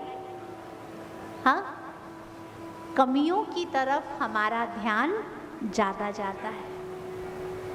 आप कितना भी अच्छा काम कर लीजिए, दुनिया आपकी एक गलती का इंतजार करती है या नहीं करती है? लेकिन अगर आप चाहते हैं कि आपके परिवार में प्रेम हो, आपका संगठन अच्छा हो, तो हर एक की विशेषता को देखिए। किसी के अंदर 95% अवगुण है, तो भी भगवान कहते हैं 5% गुण भी तो है। हमारा ध्यान अवगुणों की तरफ नहीं हो, हमारा ध्यान कहाँ हो? गुणों की तरफ। उसके अंदर जो 5% गुण है, उसके अंदर जो 5% विशेषता है, अगर आप उसकी विशेषता पर ध्यान देंगे तो आप उसकी कमियों को मिटाने में भी उसका सहारा बन सकते हैं। ठीक है? इसलिए परिवार में अगर आप चाहते हैं आपके संबंध अच्छे हो तो क्या कीजिए? हर एक की विशेषता पर फोकस कीजिए। कमियों को देखेंगे तो कभी भी आपसी प्रेम नहीं होगा, हमेशा विवाद परिवार में बना रहेगा। अगर आप चाहते हैं आपके साथ काम करने वाले लोग अपना बेस्ट इनपुट दें, तो उनके अंदर जो 5% क्वालिटी है, आप उसके लिए उनको अप्रिशिएट कीजिए, उनकी महिमा कीजिए। तो अगर आप लोगों की अच्छाइयाँ देखेंगे, अगर आप उनकी महिमा करेंगे, अगर आप उनकी प्रशंसा करेंगे, तो वो अपनी कमजोरी भी स्वीकार करने के लिए तैयार हो जाएंगे। हम हमेशा कहते हैं शिक्षा एक बीज है। शिक्षा क्या है? बीज है। अगर बीज बोना है तो धरनी को तैयार करना बहुत जरूरी है। किसी के मन में शिक्षा रूपी बीज अगर आप बोने जा रहे हैं तो जरूरत है आप उसके मन की धरनी पर प्रशंसा का हल चलाइए। प्रशंसा का हल चलाएंगे तो शिक्षा रूपी बीज क्या होगा? स्वीकार्य हो जाएगा। इसलिए एटीट्यूड बदलिए, नेगेटिविटी को मत देखिए, कमियों को मत देखिए। कहाँ ध्यान होना चाहिए आपका? कहाँ ध्यान होना चाहिए? विशेषताओं के ऊपर। एक बार एक व्यक्ति एक संत के पास गया और उसने उस संत को कहा कि बाबा जी, आजकल मेरा अपनी पत्नी के साथ जो रिश्ता है ना, वो अच्छा नहीं चल रहा है। और आजकल क्या, जब से हम लोगों की शादी हुई है तब से हमारा आपस में फ्रिक्शन ही रहा है। आप कुछ उपाय बताइए जिससे हमारे संबंध अच्छे हो जाए। तो उस संत ने कहा कि तुम जीवन में एक फॉर्मूला यूज करो। तुम अपने पत्नी की प्रशंसा करना शुरू करो। उसने संत को कहा, मेरी पत्नी में कुछ प्रशंसा करने जैसा है ही नहीं, तो मैं किस चीज की प्रशंसा करूं? संत ने कहा, कुछ नहीं समझ में आए ना, तो जैसा भी भोजन वो परोस कर देती हो, अच्छा हो बुरा हो, तुम क्या करो? क्या करो? प्रशंसा करो। और कुछ दिन प्रशंसा करके देखो, अगर संबंध अच्छे ना हो तो फिर मेरे पास आना। पति क्या सीख के गया? क्या करना है? क्या करना है? प्रशंसा। ठीक है, घर पहुंच गया। आज तो सीख के आया था कि प्रशंसा करनी है। जैसे ही पत्नी ने थाली में भोजन परोसा, उसने प्रशंसा करना शुरू किया। क्या प्रशंसा की? कि तुम तो साक्षात अन्नपूर्णा हो, तुम्हारे हाथ की रोटी तो ऐसी है जैसे चांद का टुकड़ा, और सब्जी तो इतनी स्वादिष्ट है कि दिल करता है खाता ही रहूं। भगवान ऐसी अन्नपूर्णा सबके घर में दे, क्योंकि सीख के आया था ना प्रशंसा करनी है। अब देखिए, बाई चांस उस दिन क्या हुआ, उस दिन पत्नी ने खुद से भोजन नहीं बनाया था। उस दिन भोजन कहीं और से आया था, उसने बस परोसा था। अब क्या हुआ, वो तो बेचारा सोचा कि आज तो मैंने प्रशंसा की है तो कुछ अच्छा ही आउटपुट मिलेगा।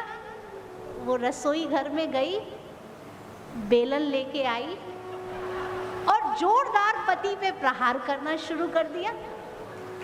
उसने कहा, महात्मा जी ने तो सिखाया था कृपा बरसेगी, ये कृपा बरसने के बजाय बेलन क्यों बरसने लगा? तो पत्नी कहती है, 20 साल मैंने तुमको अपने हाथ का भोजन खिलाया, तुमने आज तक मेरी प्रशंसा नहीं की। एक दिन पड़ोसी के घर का भोजन नहीं खा लिया तुमने कि तुमने तो प्रशंसा के पुल बांध दिए। कभी अपने घर के भोजन की भी तो प्रशंसा करना सीखो। तो आप कहेंगे कि फिर प्रशंसा नहीं करनी चाहिए। प्रशंसा कीजिए, लेकिन समय, परिस्थिति और दृश्य का आकलन कीजिए, फिर आप प्रशंसा करेंगे ना तो क्या होगा? आपकी प्रशंसा लोगों का उमंग, उत्साह बढ़ाएगी और आपकी प्रशंसा आपकी शिक्षाओं को भी स्वीकृत कराएगी। इसलिए शिक्षा देने से पहले सामने वाले की क्या कीजिए? प्रशंसा कीजिए। तो भगवान कहते हैं कि मनुष्य के जीवन में अगर उसका अपनी इंद्रियों पर नियंत्रण नहीं है तो वो बाह्य चीजों का नियंत्रण नहीं कर सकता है। इसलिए भगवान ने 3 अध्याय के 41वें श्लोक में कहा है कि हे अर्जुन, तुम अपने भीतर की प्रक्रिया को देखो। तुम्हारा जो स्थूल शरीर है, तुम्हारा जो स्थूल शरीर है और इस शरीर में जो इंद्रियां हैं, इन इंद्रियों से परे मन है, मन से परे बुद्धि है और बुद्धि से परे तुम स्वयं एक शक्तिशाली आत्मा हो। इसलिए तुम अपनी बुद्धि के द्वारा मन को वश करके इन विकार रूपी दुर्जय शत्रु पर विजय प्राप्त करो। यानी भगवान कह रहे हैं, इंद्रियों से ऊपर मन है, मन से ऊपर क्या है? बुद्धि है, और बुद्धि से ऊपर तुम स्वयं एक शक्तिशाली आत्मा हो। इसलिए भगवान सिखा रहे हैं कि अपने अंदर के विकारों पर अगर विजय प्राप्त करना है तो बुद्धि की लगाम पकड़कर आप मन रूपी घोड़े को वश कर सकते हैं और अपने अंदर के दुर्गुणों पर जीत प्राप्त कर सकते हैं। अब देखिए, अर्जुन भगवान से पूछते हैं कि आप ये ज्ञान सिर्फ हमको ही दे रहे हैं या इससे पहले भी आपने ये ज्ञान किसी को दिया था? कई बार होता है ना कि जो शिक्षा हमें थोड़ी डिफिकल्ट लगती है, हम भी कहते हैं क्या ये ज्ञान सिर्फ हम ही पर अप्लाई होगा या और किसी पर भी आपने अप्लाई करा के देखा है? अर्जुन भी आज भगवान से एक सवाल कर रहे हैं कि भगवान, आप जो मुझे ज्ञान दे रहे हैं कि ये काम और क्रोध तुम्हारे महावैरी है, तुम इस पर जीत प्राप्त करो, तो कोई और जीत प्राप्त किया है या पहला कैंडिडेट हम ही है? आपको भी मन में आ रहा होगा कि काम को जीतना, क्रोध को जीतना कोई आसान काम है क्या? अर्जुन को भी लग रहा है कि ये कार्य सर्वप्रथम मुझे ही करना है या ये ज्ञान आपने पहले भी किसी को दिया है। तो भगवान कहते हैं अर्जुन को, अर्जुन, सबसे पहले मैंने ये ज्ञान सूर्य को दिया था। सूर्य से किसको प्राप्त हुआ? मनु को प्राप्त हुआ। मनु से इक्ष्वाकु को मिला। तदांतर में ये ज्ञान राज ऋषियों तक पहुंचा और कलांतर में ये ज्ञान विलुप्त हो चुका है। सबसे पहले भगवान ने ये ज्ञान किसको दिया? सूर्य को दिया। सूर्य से किसको पहुंचा? मनु को। मनु से इक्ष्वाकु। इक्ष्वाकु से राज ऋषियों तक ये ज्ञान पहुंचा और आज ये ज्ञान क्या हो गया है? विलुप्त हो गया है। अब आप मुझे बताइए, ज्ञान क्यों दिया जाता है? ज्ञान क्यों दिया जाता है? और ज्ञान की आवश्यकता किसको है? जो रोशनी में है उसको है कि जो अंधकार में है उसको है? बोलिए। हाँ, तमसो मां ज्योतिर्गमय, जो अंधकार में है उसको प्रकाश की ओर ले जाने के लिए ज्ञान की आवश्यकता है। भगवान कहते हैं मैंने सर्वप्रथम ये ज्ञान किसको दिया? सूर्य को दिया। यहाँ भगवान के कहने का तात्पर्य है, भगवान साधारण लैंग्वेज में बात नहीं करते हैं। भगवान के समझाने का जो तरीका है वो बहुत उच्च स्तर का है और हमारे जो समझने का तरीका है वो बहुत साधारण है। जब भगवान ने कहा कि मैंने सूर्य को दिया, तो हम समझ गए जो सुबह सूर्य उदय होता है उस सूर्य को भगवान ने ज्ञान दिया होगा। यही समझा ना आप सभी ने भी? लेकिन भगवान समझा रहे हैं कि सर्वप्रथम मैंने ये ज्ञान जो सूर्य वंश घराने की आत्माएं थी, मैंने उनको दिया। किसको दिया? जो सूर्य वंश घराने के थे, मैंने उनको ये ज्ञान दिया। और जब मैंने उनको ये ज्ञान दिया तो इस ज्ञान को उन आत्माओं ने अपने मन में संजोया। आप भी जब ये ज्ञान सुन रहे हैं तो इसका स्टोरेज कहाँ हो रहा है? मोबाइल में तो कुछ लोग रिकॉर्ड कर रहे होंगे, लेकिन जल्दी चले गए तो के सोवे के लड़ भिड़े के घर को चला जाए। कुछ लोग कहेंगे अरे बोर हो गए हम तो, चलो अब घर चलते हैं। माना जब तक भगवान की कृपा ना हो तब तक इस मन के अंदर ज्ञान को सुनने की रुचि भी पैदा नहीं होती है। इसलिए इच्छाओं के तहत ये ज्ञान आचरण में आता है और जो ज्ञान को आचरण में ले आता है वो राज ऋषि कहलाता है। वो राजा भी है और ऋषि भी है। राजा किसका? अपनी इंद्रियों का राजा। और ऋषि माना जिसके अंदर डिटैचमेंट हो। इसलिए गीता में भगवान ने सिखाया उपदृष्टा अनुमंता च। ये जीवन जीने की कला भगवान ने सिखाई। क्या बनो? उपदृष्टा अनुमंता च। उपदृष्टा माना ओवरसियर, अनुमंता माना परमिटर। हिंदी में समझिए, भगवान कहते हैं कि किसी भी जीवन के परिदृश्य में अगर आप अनासक्त रहना सीख गए तो आप किसी भी दृश्य को बहुत आसानी से क्रॉस कर सकते हैं। एक जीवन का फॉर्मूला है कि जिस मना स्थिति से समस्या पैदा हुई है उसी मना स्थिति से समस्या का समाधान नहीं हो सकता है। इंग्लिश में कहते हैं the intelligence through which the problem has been created can not be solve through the same intelligence.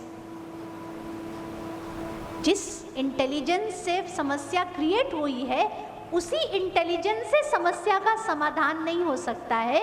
आपको अपना इंटेलिजेंस बढ़ाना होगा, आपको हायर इंटेलिजेंस पर जाना होगा।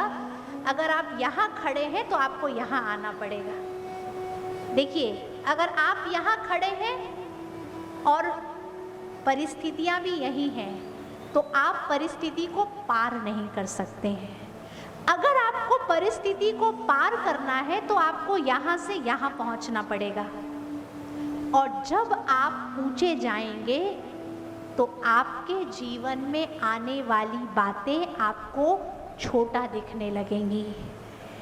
तो जब ज्ञान आपके आचरण में आएगा तो आप राज ऋषि बन जाएंगे, स्वयं का राजा बनेंगे और एक ऋषि की तरह आप अनासक्त रहना सीख जाएंगे।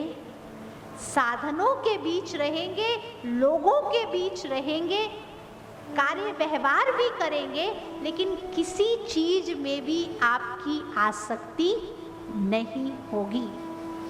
और इसके लिए आपको अपने आप को ये पाठ पढ़ाना जरूरी है कि आप निमित्त हैं, आप ट्रस्टी हैं। करण करावणहार कौन है? कौन है? परमात्मा है। उपदृष्टा अनुमंता माना अपनी दृष्टि को ऊपर उठाइए। समस्या में घुस करके समस्या का समाधान नहीं होगा। आप समस्या से थोड़ा ऊपर उठिए, अपना दृष्टिकोण ऊपर कीजिए और फिर आप देखेंगे कि आप उस समस्या का समाधान ढूंढ लेंगे। तो हम सबको भगवान ने गीता ज्ञान के द्वारा ये भी स्पष्ट किया कि कैसे परमात्मा ने सर्वप्रथम ये ज्ञान सूर्यवंश घराने की आत्माओं को दिया। उन आत्माओं ने इस ज्ञान को अपने मन में संजोया। जो अपने मन में संजोते हैं, इच्छाओं के तहत ज्ञान आचरण में आता है। तो जिन लोगों ने ज्ञान का आचरण किया वो राज ऋषि कहलाए। और आज कालांतर में ये ज्ञान क्या हो गया है? गुम हो गया है। इसलिए फिर से भगवान को आने की आवश्यकता पड़ती है और भगवान अपने वायदे के अनुसार इस धराधाम पर आते हैं। और वायदा भगवान का क्या है? यदा यदा हि धर्मस्य ग्लानिर्भवति भारत अभ्युत्थानम् अधर्मस्य तदात्मानं सृजाम्यहं परित्राणाय साधूनां विनाशाय च दुष्कृतं धर्म संस्थापनार्थाय। गीता कहती है संभवानी युगे युगे। लेकिन आप कल के सत्र में जानेंगे कि वो कौन सा टाइम पीरियड होता है, वो युग कौन सा है जब परमात्मा इस धराधाम पर आते हैं।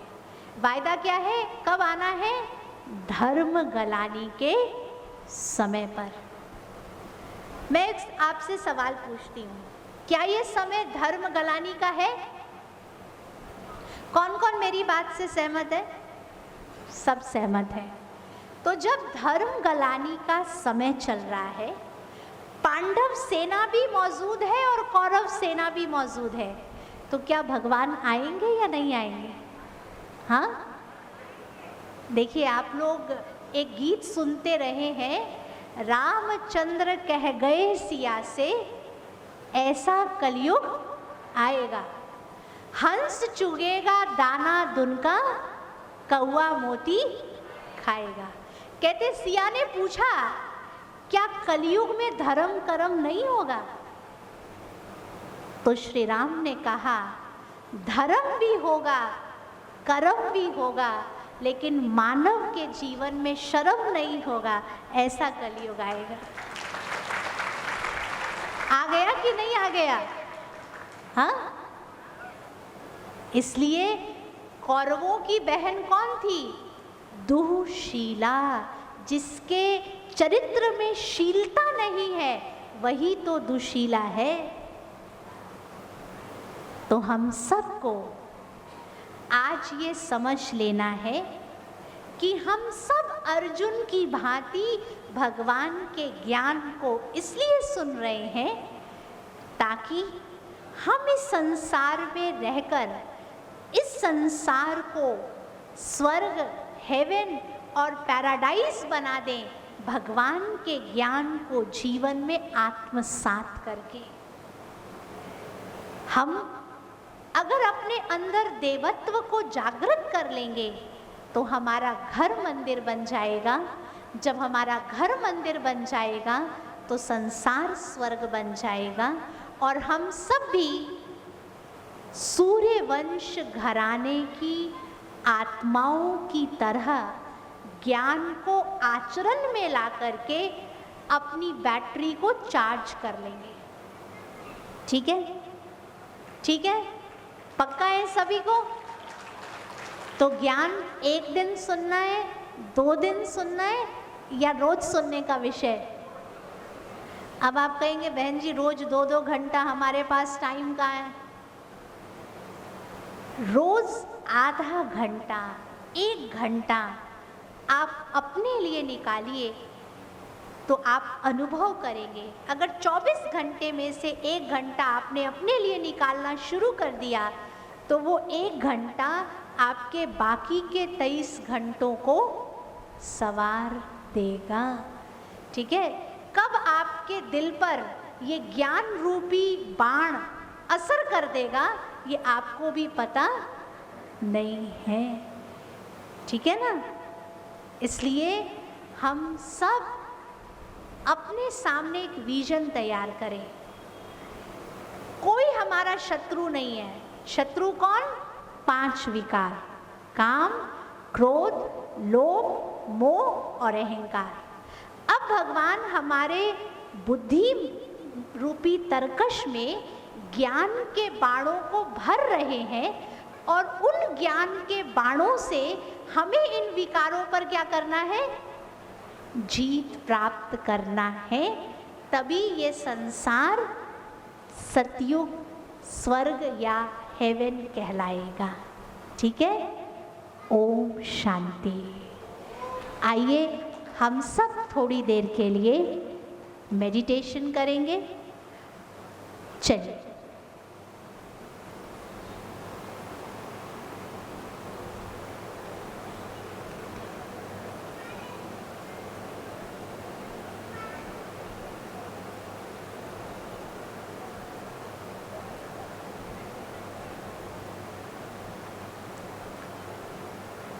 कुछ पल के लिए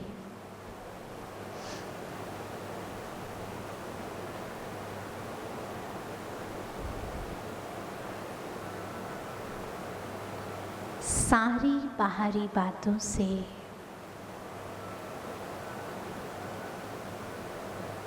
मन को समेट ले।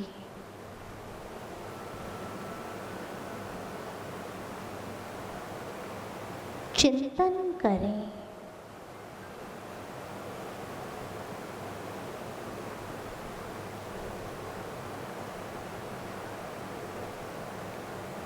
इस शरीर में मस्तक के बीच विराजमान मैं एक अजर, अमर, अविनाशी आत्मा हूँ।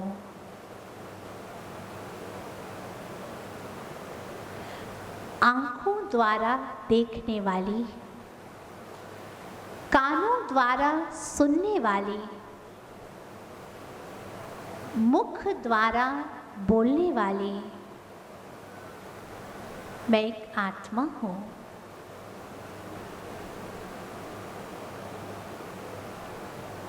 आत्मा है तो ये शरीर कार्य कर रहा है। जैसे ही मैं आत्मा इस शरीर से निकल जाऊंगी, ये शरीर निष्क्रिय हो जाएगा। मैं आत्मा स्वयं सर्वशक्तिवान परम पिता परमात्मा की संतान हूँ।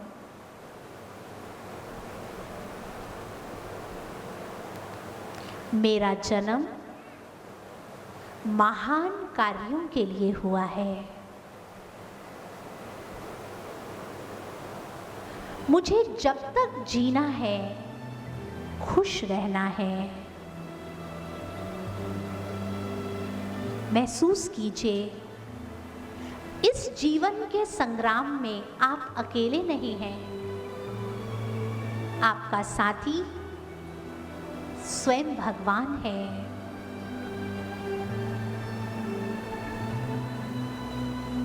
इसलिए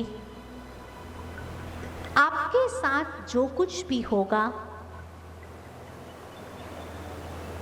वो बहुत अच्छे से अच्छा होगा।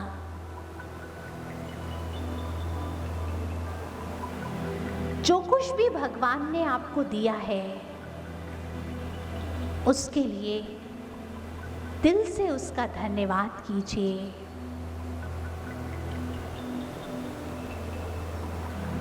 ओ मेरे परम प्रिय परमात्मा, आपने मुझे जो कुछ भी दिया इसके लिए आपका बहुत बहुत शुक्रिया।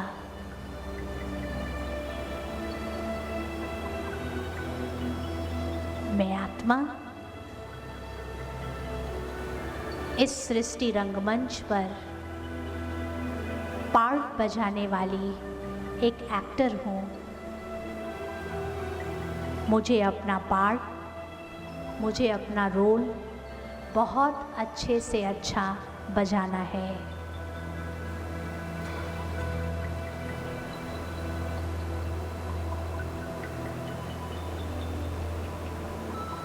पुनः अपने आप को याद दिलाएं, मैं परमात्मा की संतान हूँ, इसलिए मुझे अपना रोल बहुत अच्छा बजाना है।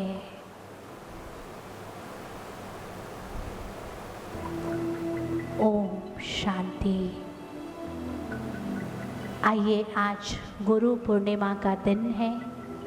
हम सब उस सद्गुरु परमात्मा को दिल से अपनी प्राप्तियों के लिए, उसकी कृपा के लिए धन्यवाद करें और मेरे साथ मिलकर आप सभी कहेंगे। क्या कहना है? मुझे तूने दाता बहुत कुछ दिया है, तेरा शुक्रिया है, तेरा शुक्रिया है। मुझे तूने दाता बहुत कुछ दिया है, तेरा शुक्रिया है, तेरा शुक्रिया है। ना मिलती अगर थी हुई दात तेरी,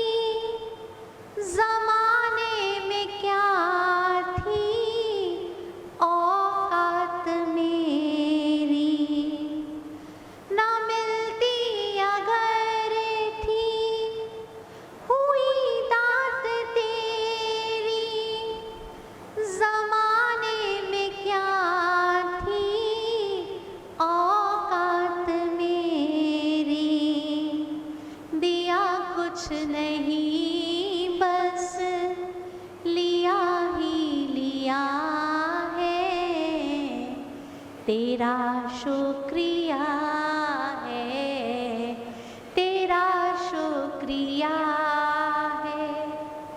तेरी रहमतों का इशारा न मिलता कि दुनिया में मेरा गुजारा न होता।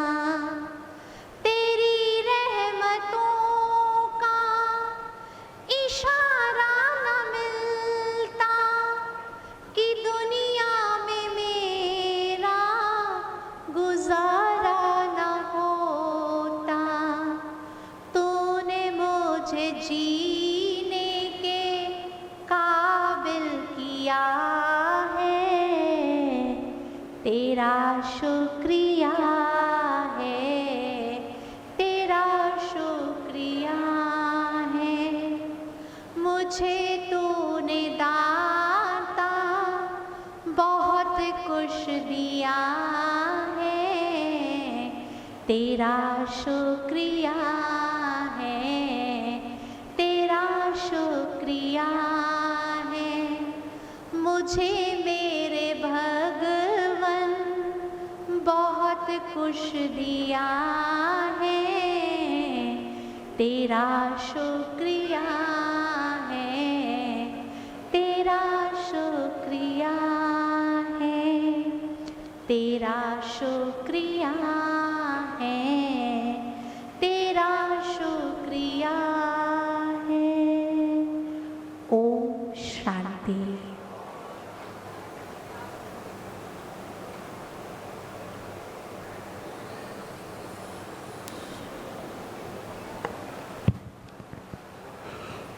बहुत बहुत शुक्रिया।